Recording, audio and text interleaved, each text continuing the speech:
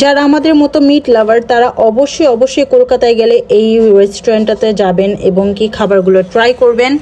এটা হচ্ছে শেখ রেস্টুরেন্ট। এটা অ্যারাবিয়ান একটা রেস্টুরেন্ট।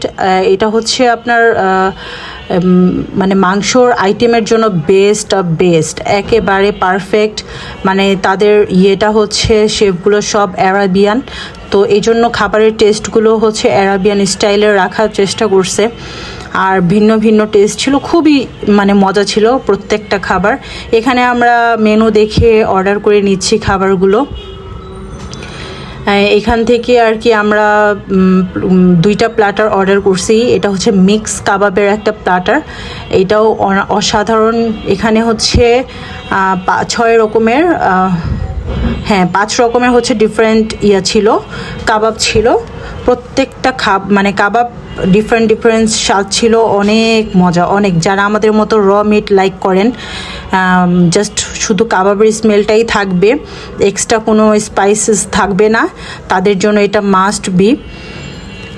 আর এই তো আমিও একটু ট্রাই করে নিয়েছিলাম, দেখেন আমি কত এনজয় করে খাচ্ছিলাম খাবারটা কাঁচামরিচ কামড় দিয়ে, যেহেতু ওরা এক্সট্রা কোনো স্পাইসি দেয় না, মাংসগুলোকে পুরো রাখার ট্রাই করে, তো এই জন্য আর কি আরও বেশি টেস্টফুল। এই কাবাবটা ছিল হচ্ছে একেবারে গরুর মাংস, ঝুরা মাংসর স্মেল।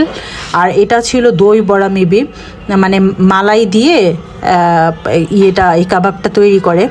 আর আমার ছেলে মাশাআল্লাহ খুবই এনজয় করে খাইছে। নর্মালি সে ভাত খাইতে চায় না, বাট এই কাবাবগুলোর বাবার মতো খুব এনজয় করে খাইছে মাশাআল্লাহ। আর এখানে হচ্ছে আমরা আরেকটা থামস আপ অর্ডার করে নিছি খাওয়ার জন্য, খুবই চিল ছিল, মানে পারফেক্ট। এই কাবাবের সাথে হচ্ছে এই ঠান্ডাটারই এখন দরকার ছিল। অ্যানাদার ডিশ চলে আসছে আমাদের, আরও একটা প্ল্যাটার। এটা এক একটা মাংসের পিস ছিল 750 গ্রামের মতো। ট্রাস্ট মি, 2 জন মানুষ একটা প্ল্যাটার খেয়ে উঠতে পারবে না, জাস্ট এত বড় ছিল। আর দেখতেই পাচ্ছেন যে খাবারটা দেখতে কত টেন্ডার আর জুসি, মানে এটার মজা আসলে বলে আমি শেষ করতে পারবো না। নর্মালি এই সসগুলো ছাড়া খেলে অনেক মজা লাগে। আর ফ্রেঞ্চ ফ্রাইগুলো তো আরও বেশি টেস্টফুল, খুবই ক্রিস্পি ছিল, ভিতরটা নরম নরম ছিল। আর অবশ্যই যারা কলকাতায় যাবেন এই শেখ রেস্টুরেন্টটাতে যাবেন, আপনারা এই খাবারগুলো ট্রাই করবেন, অনেক মজা পাবেন আপনারা, সত্যি কথা। নয়তো বা আপনাদের কাছে মনে হবে যে একটা কিছু খাওয়ার পরে বুঝতে পারবেন যে একটা কিছু মিস করে যেতেন। তো এই আর কি, ভাই আর আমি তো খেয়ে একদম উঠতে পারতেছিলাম না, জাস্ট মানে এত বড় ছিল। এইখানে দেখেন আপনারা, মানে আমার এই ধরার সাথে সাথে ছিঁড়ে আসতেছে।